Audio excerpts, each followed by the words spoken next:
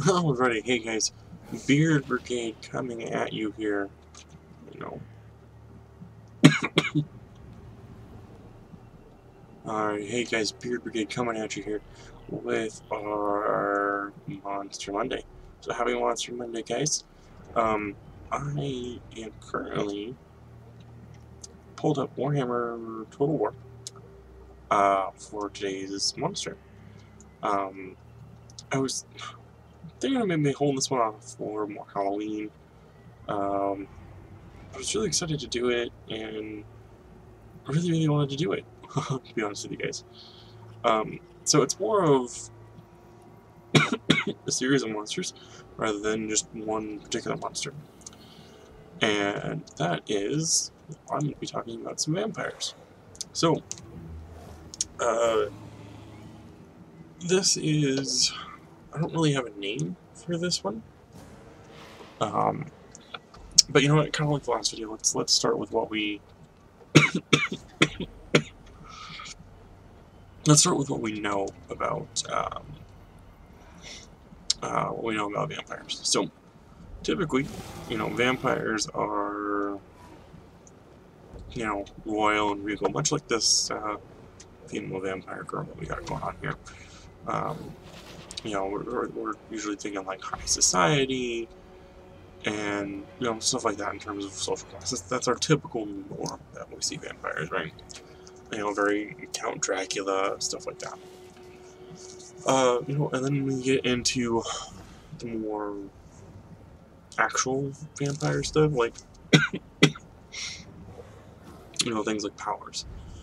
So the first and foremost, vampires are immortal. They're undead creatures. They're not alive, but they're not dead. So they're kind of in between, but they're immortal. They do have things like super strength, super speed, and depending on what series or genre you're dealing with, they may have other special abilities. Warhammer, for example, they use like blood magic. Casting magic using blood rituals and things like that to summon the dead and using necromancy. Where you have something more like White Wolf's Mind's Eye Theater, Masquerade games, where the vampires are broken into clans, and each clan has a specific trait or a specific ability or even a specific appearance. So you have things like that. Now, there's a lot that can be done there. So there's a lot of variations out there to vampires as they are. And that's the pretty basic basis of them in terms of strengths. But granted, they have granted vampires also have weaknesses. So things like aversion to sunlight, where ultraviolet rays hurt them. The whole garlic and anti-cross thing, where crosses they're against crosses. In some versions, stake through the heart will kill them while cutting off their head. What else? I mean, there's I'm sure you guys have heard tons of legends and lore behind vampires. So I guess I shouldn't really rattle on too much, right?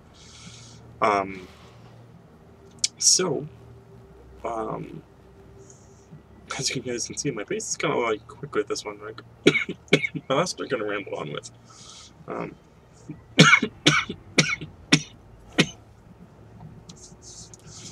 So we'll just get right into the alternate version that I have. Like I said, I don't really have a name for this one. Per se. Like, I guess I could call it the vampire variant or something like that. I don't quite know. I don't know. If I think of a name by the end of it, I'll add it on, but otherwise I don't really have a name for this variation. So, the variation that I have in mind is, like I said, it's not really one creature, as it is multiple. So, vampires as we know them are, royal, regal, start off looking pretty human. for the most part, right? I mean, as we see example here with this hero unit, the vampire lady, you know, all armored up, ready for battle. You know, very regal, high society type stuff. You know, now the variation that I've come up with is inspired, firstly, by the movie Daybreakers. If you guys haven't seen that, it is, I forget who the main character is, but William Dafoe's in it, and that's really all I remember in terms of actors. Oh, and the guy from Jurassic Park who plays the archaeologist, the first one. Yeah, the raptor guy from the first one. Not the new ones with Chris Pratt, no, the original Jurassic Park movie. The archaeologist guy, the older guy, Sam Neill, he's in it too. He's like the villain in Daybreakers. But basically what happens in Daybreakers, or I should warn you now, spoiler! If you have not seen Daybreakers, this is a spoiler, so if you've been wanting to watch it, it's just to go watch it, then come back and watch this video. Otherwise, I'm going to count to 5, jump right in to give you a chance to pause, skip the video, end it, whatever you need to do. So 1, 2, 3, 4, 5. Okay. So, now guys, in Daybreakers, what happens is that when a vampire doesn't have enough blood to drink, or the equivalent, they start to devolve into something like this. Well, not quite like this in the movie, but they start to devolve into a half humanoid, half bat-looking creature. You know, I guess you could say something very similar to this guy. So, that kind of gave me this really interesting thought about vampires, because it was all, you know, derived on, you know, how much blood they were drinking. You know, if they weren't getting enough, if they weren't feeding enough. So the thought that I had was like a feral de-evolution of vampires based on the amount of blood consumed.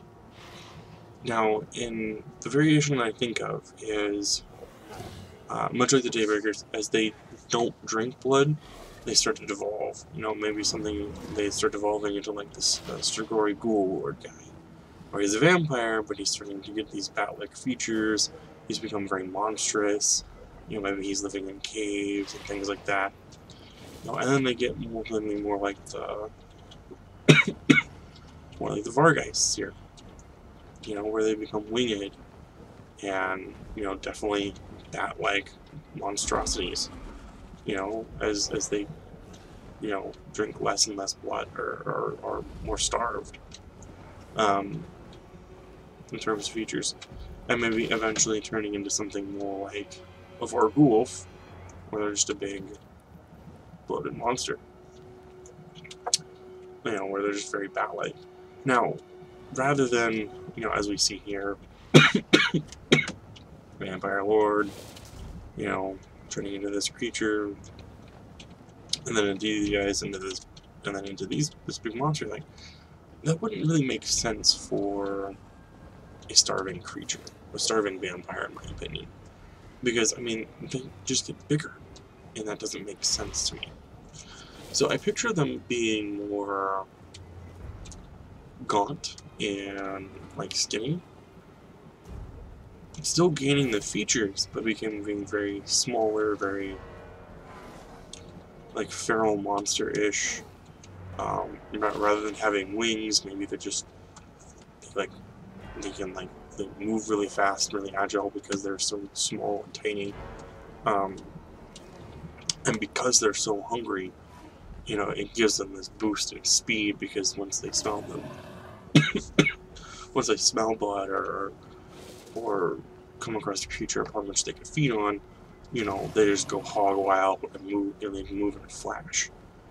You know, to completely annihilate their victim. But rather than just at that point feeding on their victim, just completely just mangle them, just, you know, tearing them into bits and pieces. You know, something like that. Like, just something that would be really just kind of terrifying. And, you know, losing all, like, I guess I wouldn't say brain functioning, but becoming a more instinctual creature rather than intellectual creature. Now, I picture that more feral gaunt creature when they're not drinking blood. Slowly devolving into something like that. A more land-based, cave-dwelling, hiding under things. Maybe even feeding on the dead to try and, stave off starvation. Maybe even feeding off of other vampires. Or even attacking vampires at that point to try and get blood. Now, I also imagine that it just gets getting very specific too, because it's not really that you can use this in any setting. You could have a sci-fi setting with vampires and use this. You could have a fantasy setting and use this. You can even have a modern day setting and still use this kind of de-evolution kind of like breakdown, where there's different forms. You can even refer to them as different names too. Each stage. Now, I also picture this happening if they're overfeeding. So, if a vampire is overindulging, maybe at that point we get something more like this breakdown. Where we have our vampire lord, or our typical vampire, humanoid in structure, begins to overfeed, becomes very gluttonous, and starts to transform into this more hulking, bat-like creature. And if they continue, they begin to lose their intelligence and become more something like this. And if that continues, maybe then they become something like this guy, like the Vargolf, where they're just basically just a gigantic, hulking bat creature that just constantly wants to consume, and just continues to consume over and over again. And then, and that's what I picture there. So, now, that does beg a new question, though, that I just thought of, that I didn't quite consider before. So you have a overindulging vampire. Let's say they get to something like the Strigoi Lord or the Vargeist type of level, where they're semi-intelligent still, but they've turned into this almost mindless, just wanting to overindulge creature. What happens when they begin to starve? At that point, you link it through, but rather than reverting backwards like this, maybe they revert down into, the dumb, ghoulish, starving creature that will feed on anything. Maybe there's just maybe they get to this maybe they have a flying-like stage, but as they start to starve themselves, maybe they become land-bound, or have the ability to glide. Maybe they perch themselves in a tree as they starve and get gaunt and get smaller, and then they leap from high places down their targets. Something like that. But become very ravenous, like I was describing before, where they just, rather than just feeding on it, they tear their victim to pieces, and just, very gruesome and stuff like that. So that's kind of my variation on vampires that I've kind of thought up. I know it's not a super original type of concept, but it's not a concept that I see very often. Typically you just see vampires in one form or another. Like Daybreakers showed it. Obviously here in Warhammer they have it, where they have this kind of de-evolution of vampires to an extent. But it's not a common thing you see, because typically when you see, or at least when I've seen vampires presented in fantasy RPGs, I always just see them as, you know, this regal villain character who then has all these monstrous demon and bat-like creature, vampiric creature minions that they control. But nothing that ever really, like, explains itself too much. So, I don't know, I just think it's like I said, it's not something too original. I mean, it's not something that anyone's not done before. But, I don't know, it's just a variation that you don't see too often, because I think we kind of overlook how much variety we can bring to a vampire, or how versatile a vampire can be in terms of, you know, not just having your standard vampire. You know, you could have these slight variations and have these variations be because of an effect.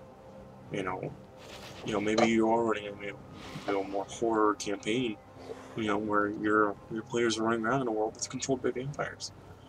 You know, what happens when they run out of food? You know, are they going to start to devolve? Are they going to start to attack each other for food? Are they going to, you know, try to find an alternative to blood to survive on? You know, all things to consider.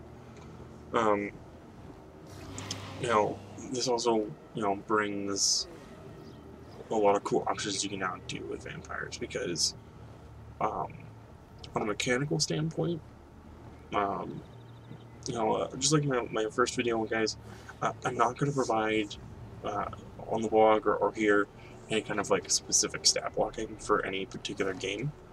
But you know, I want to talk about a few potential. I do want to talk about a few potential mechanical ideas in terms of like things you could do or things you could add to, you know, these variations. So, like I kind of mentioned with them devolving into the more gaunt, small creatures, you know, up things like movement speed and, you know, whatever your equivalent of like a dexterity or an agility type statistic is. You know, make them very, very fast, very nimble, in that respect. You know, making them smaller, making them hard to hit, not because of defenses, well, I guess it's technically defense, but not because of like an armor or like regeneration, but because of the fact that they have to now avoid stuff. And now maybe they have to avoid stuff because they've lost regeneration. That's another thing you can play with. Because they aren't feeding, maybe they've lost all that stereotypical vampire trope of fast healing. Maybe they can't heal as fast now, so they have to be fast on their feet, because if they get hit, they're done. But, you know, they're so fast that they can oftentimes just avoid being hit. You know, and maybe start to add things too that, you know, maybe they have to start hunting during the day. You know, maybe as they start to starve themselves, maybe that aversion to light begins to fade, in some extent. Or maybe they start to run themselves out in the light so often that they start to begin to, you know, even though they do end up scarring themselves and, you know, getting hurt a bunch of the time, maybe they just do it repeatedly and run back and forth between the shadows and build up some kind of resistance to sunlight. So they can begin hunting during the day. Now, things you can do, like, for the vampires that start to overeat. Again, you know, maybe because they're turning into these monstrous creatures, maybe they no longer need to sit around at night. Maybe they can come out during the day now. Because they've overindulged so much. Because they have so much blood running through their system of, you know, normal humans and creatures of the day that, you know, they've just have this natural ability to be able to walk out in the sunlight now.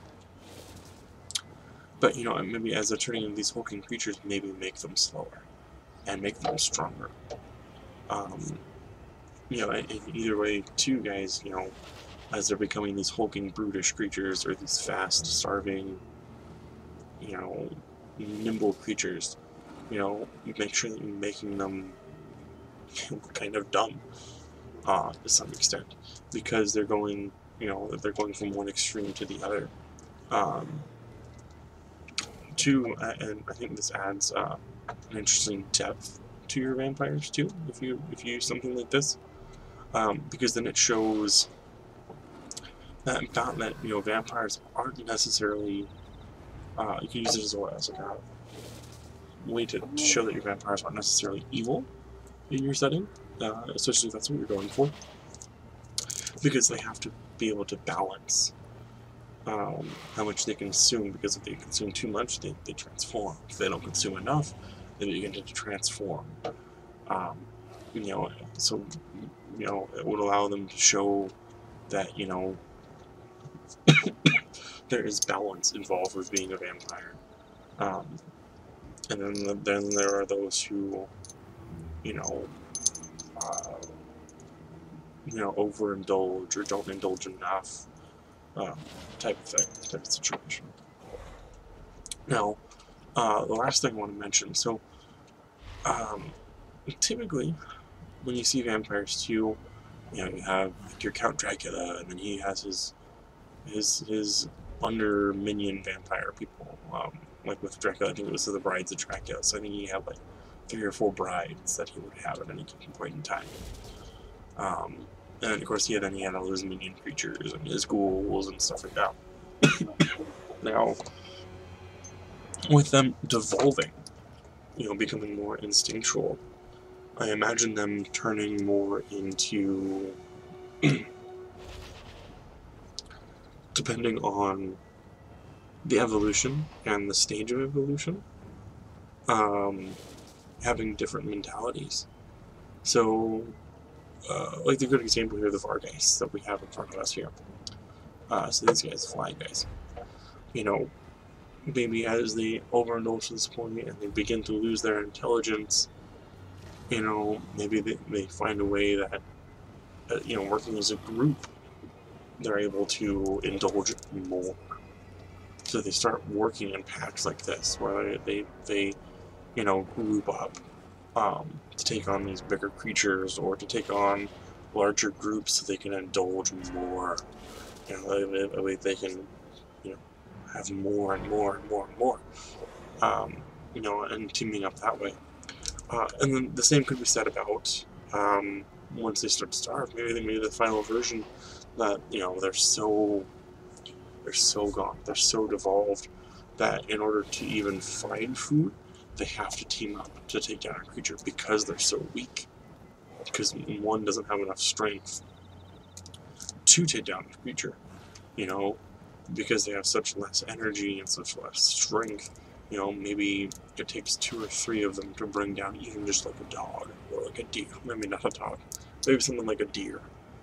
You know, so a small group of them, you know, more like wolf tactics, like, you know, pack tactics, and play that into them too. So like if you're, you know, if you're using them in a tabletop game of some kind, you know, have them use pack tactics. You know, things like you see with wolves, where, you know, one runs in, scatters the group, you know, takes it off guard, while the rest of the pack circles around, waiting for that one target to be herded out of the group by that one that's run in, and then that's when the group strikes. You know, they strike that one character that's been pulled out. Whereas, you know, something like these guys, you know, where you have this big monstrous pack, you know, maybe they're just going hog wild, no real tactics whatsoever. They're just working in a big group to just, you know, create chaos. So it does present, you know, some cool features you guys can use in some group tacticking, and making them more feral, and things like that. So, I really don't have much more on this. Now, in terms of setting, like where I would expect to see this, you know, guys, I didn't really think of a specific setting to be honest, guys, because I really felt that this was a more universal one, like I mentioned earlier, because you could use this type of de-evolution for vampires. You know, very subtly in really any of your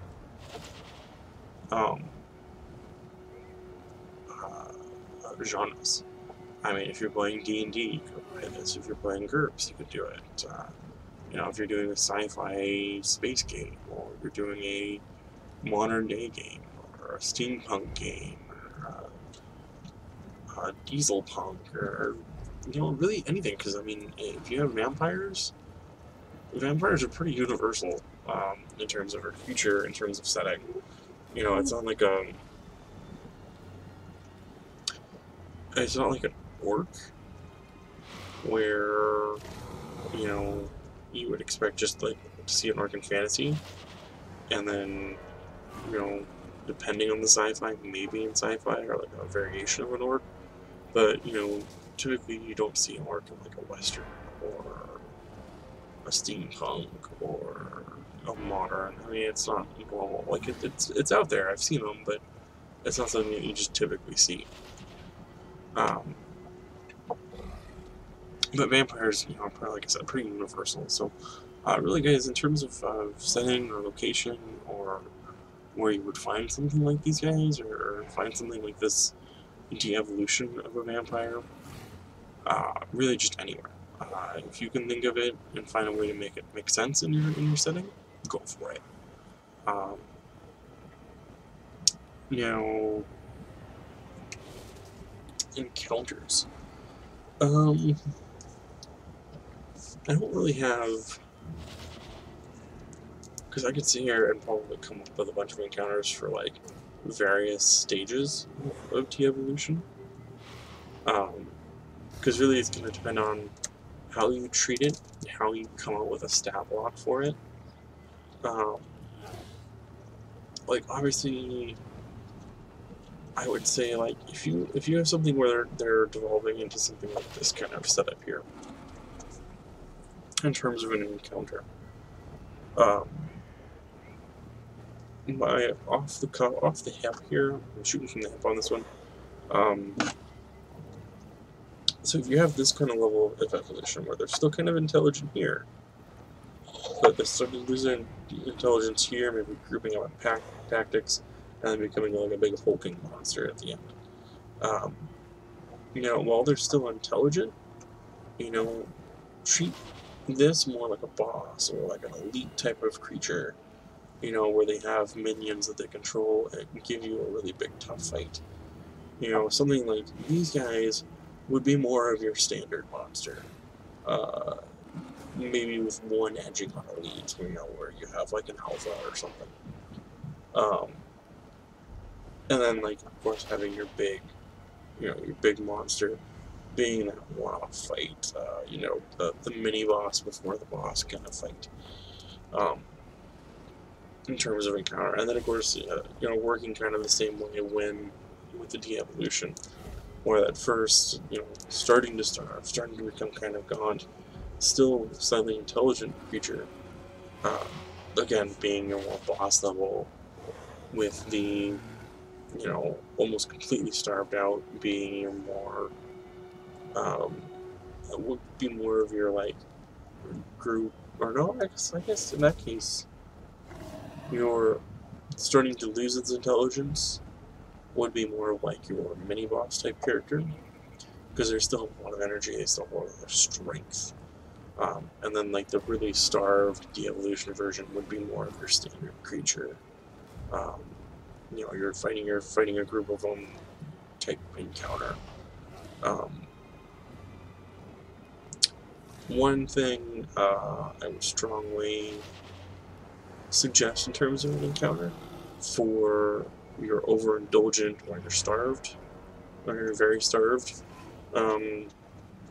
transformation forms, very ambush tactic. You know, catching your groups unaware. Whereas you're more intelligent, you know, maybe being more of a lair, you know, boss they find at the end of a dungeon, and then your more monstrous creatures like this guy, being those like mini bosses, like I said. So again, guys, like I said, I don't really have, because of the variation here, I don't have kind of painted broad strokes there for encounters. I may, as of the recording, I haven't written the blog post yet, but when I post this video and I write the blog post, you know, I may throw in a couple actual encounters with that, guys. So once you're done here, or once the video's over, go ahead and check out the blog post for this video on my website in the description below.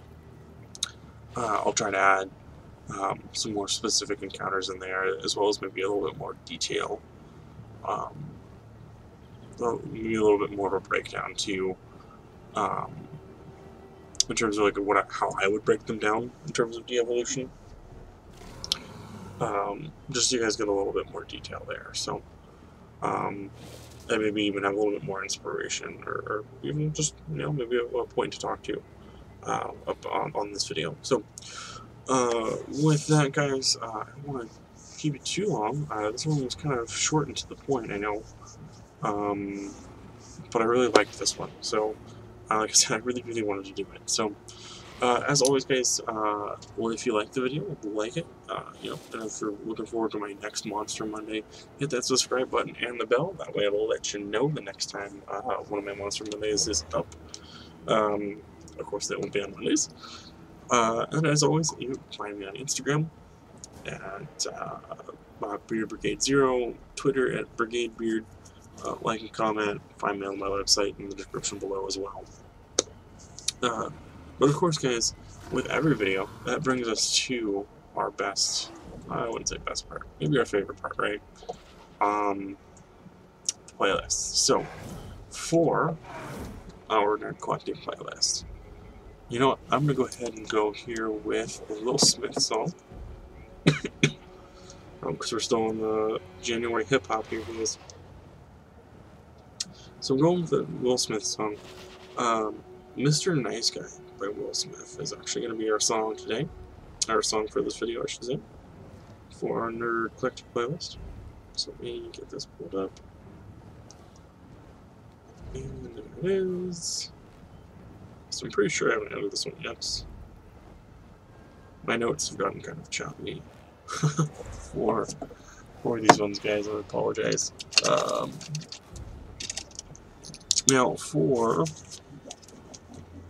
our song of the day, song of the day, So for the song of the day, guys, I actually have a really cool one in mind that I actually found today.